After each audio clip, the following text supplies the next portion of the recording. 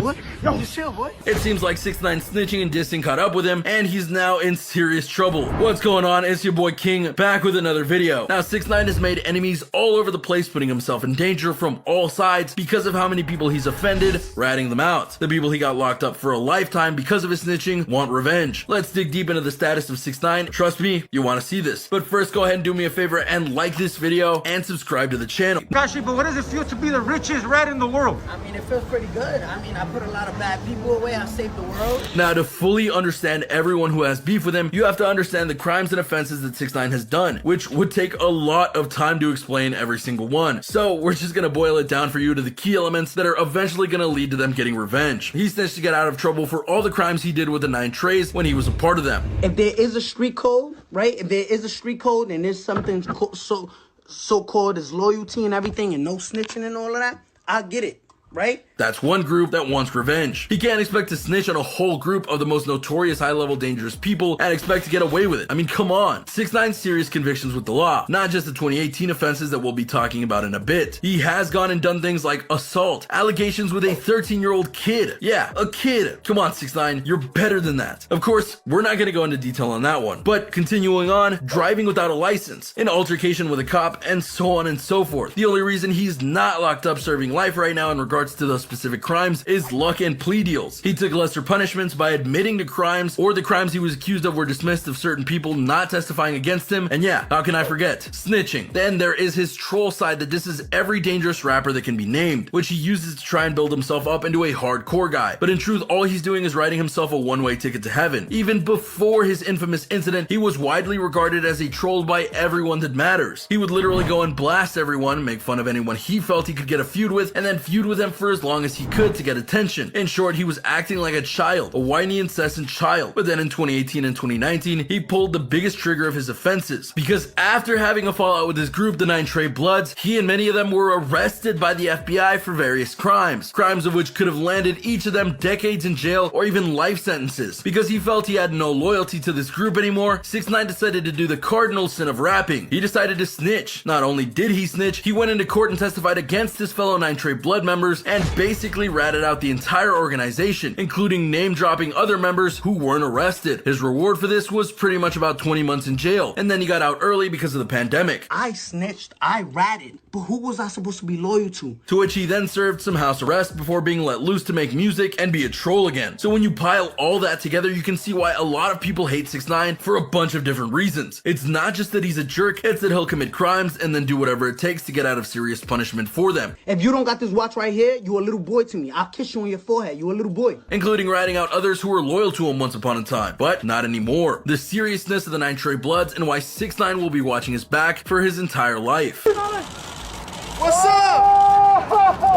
6ix9ine, let us get some shots, bro. If you wish to hear a group that's definitely coming after 6ix9ine in all the ways that matter, that would be the group that he betrayed in the 9 Trey Bloods. They want to take him out and he knows it and can blame no one but himself for it. Yes, he knowingly put himself into everything. You heard me right. The irony though is that at the beginning of their relationship, these two parties were cool, mainly because 6ix9ine sought them out in order to go and help with his rap career. He wanted nothing more than to be a big rapper, but to kind of take a shortcut, he joined up with the 9 Trey Bloods in order to use their power and influence to get to the top quicker. He basically got on his knees begging the group to let him join to make himself look cooler for the clout. They had nothing to lose to let this random rainbow-haired rapper in, so they made a deal where he gave them access and money in exchange for influence, and they were off to the races. The 9 Trey Bloods even went so far as to give one of their members as his manager in Shoddy Jordan, and then give him members for his street crew. 6ix9ine even returned the favor by having a lot of the Bloods in his music videos, which they were happy to do, obviously. But as was the recurring case with 6ix9ine, he felt he was so much bigger than them and started to try and throw his weight around in the group, even orchestrating hits on his rivals through them. And when they tried to get him to fall in line and respect the command structure of the group, he fired all of them and said he would do it on his own. They probably tried to kidnap him, and ironically enough, after that was the arrest by the FBI. It was 6ix9ine's testimony that put the majority of their members away. Some of them are even away for many, many years, such as the guys who tried to kidnap him. So they have a vested interest in trying to get 6ix9ine off their lawn, or in this case, off the world. If you go and find 6ix9ine out in the wild, you'll will notice rather quickly that the guy has scores of security watching over him. Can you guess why that is? It's because of the 9 Trey Bloods. He is a wanted man by them and their allies, so he has to go and travel with various amounts of security in order to keep himself safe from harm and ensure that he can keep doing his thing. It's hard to say if the 9 Trey Bloods will actually get to 6ix9ine, but that might be why it's good in their eyes that they aren't the only enemies he has. The power of the OGs means serious trouble for 6ix9ine's safety. Snitch working with the government. We're going to be talking about the rap community entirely a bit later on, but we'd be wrong to not talk about a certain group of rappers who particularly hate 6ix9ine right now, the OGs. We're talking guys like Snoop Dogg, Eminem, Ice Cube, and others who have been in business or in gang life a long time and see what 6ix9ine has done as an affront to everything they believe in. Snoop Dogg in particular has been very vocal against everything that 6ix9ine has done. Rat boy, you really better leave me alone. I ain't the one. No way. Especially after it got loose that he was snitching on the 9 Treys. He was actually so mad that he not only spoke out about it, but later on he criticized the media as a whole for giving him any kind of media attention, which is honestly fair if you think about it. Plus he also wore a hat that said "Make snitches get stitches again," which is a hilarious offshoot of the MAGA hats by Donald Trump, whom 6ix9ine supports if you need any more reasons to hate him. Eminem and others have thrown hate at 6ix9ine as well, referring to him as trash and trying to get people to understand that if they support 6ix9ine, they can't count on their help anymore, which has already happened via Nicki Minaj crossing the line, if you will. Now, to be clear, this isn't just about music or giving the rap community a bad name. It's about loyalty to a person beyond oneself. That's a key element in the rap game, and yet 6ix9ine has broken that in all the ways that matter. And as a result, the OGs want him out of their genre. The 9 Treys aren't the only group after him. There's another big group that's also after him. That's right, the Crips. Given the loyalty aspect of fallen rappers, this one might just haunt 6ix9ine in the end. You see 6ix9ine during the build-up to his first post-prison album, Tattletales, he went to a memorial made in the honor of late rapper Nipsey Hussle. 6ix9ine went there, and in a social media video, he waved to Hussle fans who were at the mural, and then he knelt before the mural in respect to him and noted the following on Instagram. "Rest in peace, Nipsey," he wrote. "I know you looking down on me. I'm out here in the hood paying my respects. P.S. The store was closed, but they painted this on the same block." At first, this may seem something wholesome, paying tribute to someone who's gone. One problem though, he was trolling, because earlier on, he noted this about Nipsey Hussle. "Why your favorite rapper dead with bullet holes in his face? Why your favorite rappers getting shot in the face and all that? I'm gonna keep my security with me. Y'all ain't gonna RIP me. Y'all ain't gonna put me on a t-shirt." So yeah, not the best thing to say to a man you respect, you know? But wait, it gets better. Because remember 6ix9ine's line about Nipsey looking down on him as if he's watching over him? Well, no, because Nipsey was looking down on him in the condescending way. Because Nipsey Hussle doesn't like snitches. "I can't name a fake that was not exposed. All y'all so surprised that Tekashi told," he said in a rap once. "Ain't a real street unless you got a code." He wasn't done though. "The public should not even react to clown," Nipsey told Big Boy on his Real 92.3 morning show when asked about his thoughts on 6ix9ine. "The public should follow the real. If the real ain't reacting, so y'all don't react. Put the dude on goofy time and just let him sit over here doing what he doing till that expire, cause it's always gonna self-destruct, clearly." So yeah, Nipsey had no love for 6ix9ine, and he was more than happy to say that. And those who actually knew Nipsey said it as well. But just what you said about playing with the streets, I wouldn't suggest it. You know what I'm saying? I wouldn't play with Atlanta. A former affiliate of Hussle had some very harsh criticism of this act. 6ix9ine, hold up. Why you coming to my hood? Don't come to know Nip Hussle a Crip on 6-0. Death before dishonor. These groups take these things very seriously. So 6ix9ine going and doing this was a major party foul, and thus he's on their radar as well. The Crips and the Bloods are after 6ix9ine, but that's not everyone. Just wait. I think the killers, the hitters is over there. Try to keep it down. The Crips and the Bloods are two of the biggest gang groups in the nation, and that is already a bad thing for 6ix9ine because that means he's got threats on two major coasts. But he also has to go and worry about some of the smaller groups and factions in places like Chicago because he's ticked them off too. Nice one, 6ix9ine. Another event that he did during the build-up to Tattletales was going to Chicago in order to pay tribute to another rapper who was tight with Lil Durk. Except Lil Durk knew this was a ploy, and so he and his crew went looking for 6ix9ine after they got word that he was indeed in Chicago still. This is something that gets lost in the shuffle because you would think that groups like this wouldn't be the biggest thing to worry about. And yet if 6ix9ine is going and taking off people in various places all over the US, that limits where he can go and who he can interact with. Chicago. Old block right here. 6ix9ine wants to live free of fear and restrictions, but he can't because of all the people he's ticked off in his rap career, which isn't too different from his personal life. Sarah Molina. For people looking outside in, it's unbelievable, but I mean, it's kind of what was expected.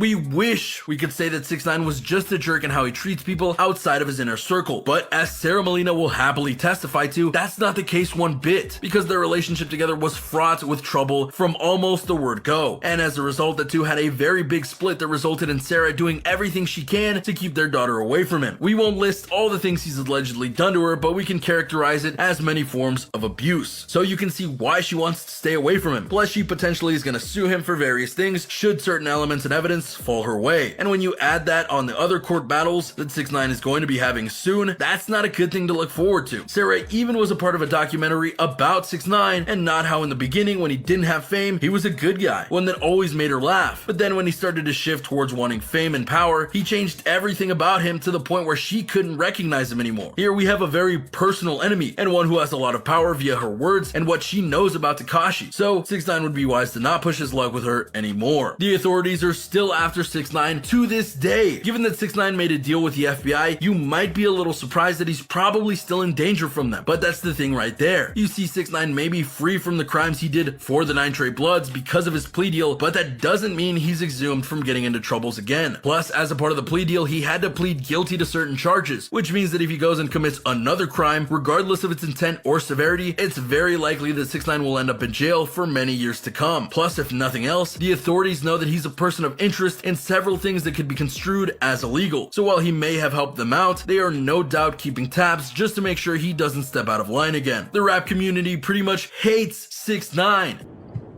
If you a rat, bro. If you're a rat, R-A-T, a rat. You don't get no respect. If you want further proof that 6ix9ine has a wide swath of enemies, you need to look no further than the rap community as a whole. We talked about the OGs earlier, but if you look at even the more base levels of the genre, you're gonna see that many people either aren't talking to 6ix9ine, refuse to mention him at all, or have noted that they won't work with him ever.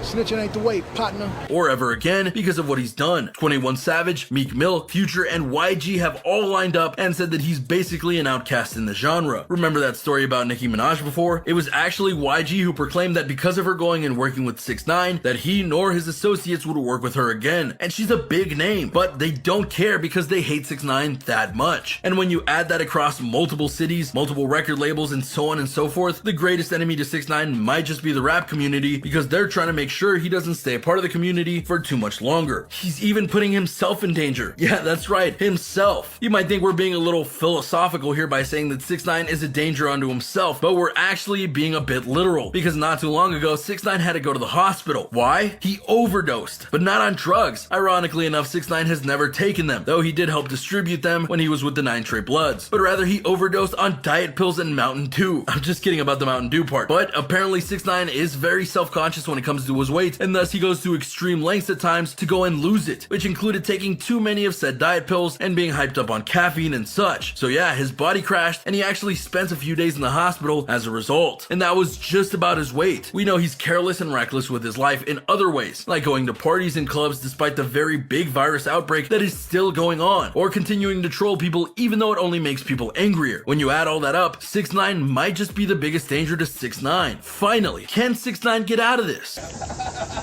Yo, we can get the other bottle? Yeah, get the other bottle. Get another bottle. A lot of people die, right? So as we've shown you guys, there's a lot of danger around 6ix9ine. He's gone and ticked off just about everyone he possibly could, and then went and ticked off even more people. I don't even know how that's possible, but he did it. But the question still remains, can he get out of this? Technically, sure, he could get out of the rap game and then move someplace else where his enemies can't touch him. That's still a very viable option. But is he gonna do that? Not likely. He's too stubborn, and he's always been stubborn. He loves the fame and the money and spotlight he gets. Plus, he's not that old, and the money he has right now will not last him forever, especially if he has to keep hiring that 24/7 security to keep the 9 Treys and others away from him.